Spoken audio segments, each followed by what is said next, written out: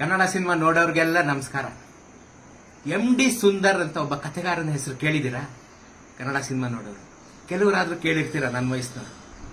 ಎಂತೆಂತ ಪಿಕ್ಚರ್ ಕತೆ ಬರೆದವ್ರು ಗೊತ್ತೇನ್ರಿ? ಸೂರ್ಯಚಂದ್ರ ಇರೋರಿಗೆ ಇರೋಂತ ಕನ್ನಡದ ಏಕೈಕ ಸಿನಿಮಾ ಗಂಧದ ಗುಡಿ ಬರೆದಿದ್ದವ್ರೆ. ಆಲ್ ಟೈಮ್ ಹಿಟ್ ಶಂಕರ್ ಗುರು ಬರೆದಿದ್ದವ್ರೆ, ತಾಯಿಗೆ ತಕ್ಕ ಮಗ ಬರೆದಿದ್ದವ್ರೆ, ಚಕ್ರವ್ಯೂಹ ಬರೆದಿದ್ದವ್ರೆ, ಒಲವು ಗೆಲುವು ಬರೆದಿದ್ದವ್ರೆ, ತ್ರಿಮೂರ್ತಿ ಬರೆದಿದ್ದವ್ರೆ, ಸಿಂಗಾಪುರದ ರಾಜ ಕುಳ್ಳ ಅವರದ್ದೇ, ಆಟೋ ರಾಜ ಅವರದ್ದೇ, ಕಿಲಾಡಿ ಕಿಟ್ಟು ಅವರದ್ದೇ, ನಾರದ ವಿರಿಜಯ, ಸಹೋದರರ ಸವಾಲು, ಅವಳ ಹೆಜ್ಜೆ, ಕಳ್ಳ ಕುಳ್ಳ, ನೀನನ್ನ ಗೆಲ್ಲಲಾರೆ, ಪ್ರೀತಿ ಮಾಡು ತಮಾಷೆ ನೋಡು, ಕಾರ್ಮಿಕ ಕಳ್ಳನಲ್ಲ, ಮೂಗನ ಸೇಡು. ಎಷ್ಟು ಪಿಕ್ಚರ್ ಬೇಕ್ರಿ? ಕನ್ನಡದ ಖ್ಯಾತಿಯನ್ನ ಜಗದಗಲ ಮುಗಿಲಗಲ ದೇಶದಗಲ ಹಬ್ಬಿಸಿದಂತ ಕಥೆಗಳನ್ನ ಕೊಟ್ಟಂತ MD ಸುಂದರ್ ನಮ್ಗೆ ಯಾರಿಗೂ ಗೊತ್ತಿಲ್ಲ. ಬೆಂಗಳೂರಲ್ಲಿ ಹಸಿವಿನಿಂದ ಪ್ರಾಣ ಬಿಟ್ಟ ಪುಣ್ಯಾತ್ಮ. ನಮ್ ಜನ್ಮಕ್ಕೆ ಇಂಥ ಕಥೆಗಳು ಕೊಟ್ಟಂತ ಒಬ್ಬ ರೈಟರ್ನ ನಾವು ನೋಡ್ಕೊಂಡಿರೋ ಗತಿ ಇದು ರೀ. ಇಂಥ ಒಬ್ಬ ರೈಟರ್ಗೆ ನಾವು ಕೊಡ್ತಿರೋಂಥ ಬೆಲೆ ಇದು. ಕನ್ನಡ ಚಿತ್ರರಂಗ ಉದ್ಧಾರ ಆಗೋದ್ರೆ ಎಲ್ಲಾಗುತ್ತೆ? MD ಸುಂದರ್ ಅನಾಮಿಕವಾಗಿ ಬೆಂಗಳೂರಿನಲ್ಲಿ ತೀರ ಬಡತನದಲ್ಲಿ ತಮ್ಮ ಕೊನೆಯ ದಿನಗಳನ್ನು ಕಳೆದು ತೀರ್ಕೊಂಡ್ಬಿಟ್ರು ಅಂತ ಗೊತ್ತಾದಾಗ ಎಷ್ಟು ಸಂಕಟ ಆಗುತ್ತೆ ರೀ. ಆರ್ಡಿನರಿ ಸಿನಿಮಾ ಏನ್ರಿ? ಒಂದೊಂದು ಮುತ್ತುಗಳಲ್ವೇನ್ರಿ? ಕನ್ನಡದ ಮುತ್ತುಗಳಲ್ವೇನ್ರಿ?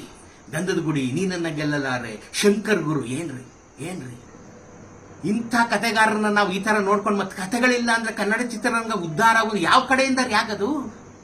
ಕನ್ನಡ ಚಿತ್ರರಂಗ 60 ವರ್ಷದ ಒಂದು ಕಾರ್ಯಕ್ರಮ ಮಾಡಿ ಒಂದು ನೆನಪಿನ ಪುಸ್ತಕ ತಂತಲ್ಲ, ಒಂದೇ ಒಂದು ಲೈನ್ ಈ ಪುಣ್ಯಾತ್ಮನ ಮೇಲೆ ಇಲ್ಲ ರೀ ಆ ಪುಸ್ತಕದಲ್ಲಿ. ಇನ್ನೇನ್ರಿ ನೀವು ನೆನಪಿನ ಕಾಣಿಕೆ ತಗೊಂಬಂದಿರೋದು?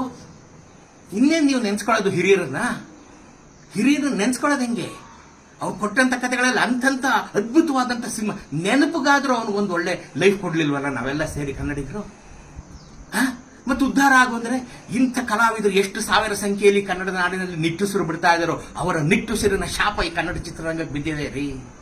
ಅದಕ್ಕೆ ಈಗ ಡೋಲಾಯಮಾನ ಸ್ಥಿತಿಗೆ ಬಂದು ನಿಂತಿರೋದು. ಅದಕ್ಕೆ ಈಗ ಕನ್ನಡ ಚಿತ್ರರಂಗ ಇಂಥ ರೈಟರ್ಗಳು, ಕಲಾವಿದರು, ಎಷ್ಟೆಷ್ಟು ಜನ ತಂತ್ರಜ್ಞರು ಅದೇನೇನ್ ಕತೆ ಮಾಡ್ಕೊಂಡಿದ್ದಾರೋ, ಅನಾಮಿಕರಾಗಿ ಬಿದ್ದಿದ್ದಾರೋ, ಎಂತೆಂತ ಸಿನಿಮಾ ಕೊಟ್ಟವ್ರು ಎಲ್ಲೆಲ್ಲಿದ್ದಾರೋ ನೋಡ್ರಿ.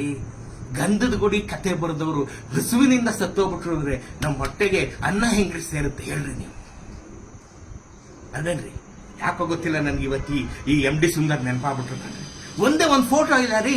ಎಷ್ಟು ದಿನದಿಂದ ಒಂದು ಫೋಟೋ ಇಲ್ಲ ನಿಮಗೆ ತೋರ್ಸಕ್ ನಂದು MD ಸುಂದರ್. ಪಿಕ್ಚರ್ ಅಲ್ಲಿ ಹೆಸರು ಹೊಡಿಬೇಕಾದ್ರೆ MD ಸುಂದರ್ ಕತೆ ಅಂತ ಬರೆದಿದ್ಬಿಟ್ರೆ ಒಂದೇ ಒಂದು ಫೋಟೋ ಇವತ್ತು ನಾನು ಆ ಅಪ್ಪನ್ ನೋಡ್ಲಿಲ್ಲ ರೀ. ಎಂತ ಅನಾಮಿಕವಾಗಿ ತೀರ್ಕೊಂಬಿಟ್ಟ, ಎಂತ ಪ್ರತಿಭಾವಂತ. ಆಗಲ್ವೇನ್ರಿ? ಕನ್ನಡ ಚಿತ್ರಣ ಹಿಂಗ ಆಗೋಯ್ತು ಅಂತಂದ್ರೆ ನಾವು ನಡೆದು ಬಂದ ದಾರಿ ಹಿಂಗಿದೆ. ನಮಗೆ ಕೃತಜ್ಞತೆ ಅನ್ನೋದೇ ಇಲ್ಲ. ಇಲ್ಲಿ ಈಸ್ಕೊಂಡ್ವಾ ಪಿಕ್ಚರ್ ಮಾಡ್ದೋ ಹೋಯ್ತಾರ. ನೀನು 6 ಕಾಸು 3 ಕಾಸು ಕೊಟ್ರೆ ಕೊಡದೇ ಇದ್ರಿಲ್ಲ. ಮತ್ ಬಾ ಉದ್ಧಾರ ಆಗು, ಬಾ ನ್ಯಾಷನಲ್ ಲೆವೆಲ್ ಅಲ್ಲಿ ಮಿಂಚಣ, ಬಾ. ಎಲ್ಲಿಂದ ಆಗುತ್ತೆ?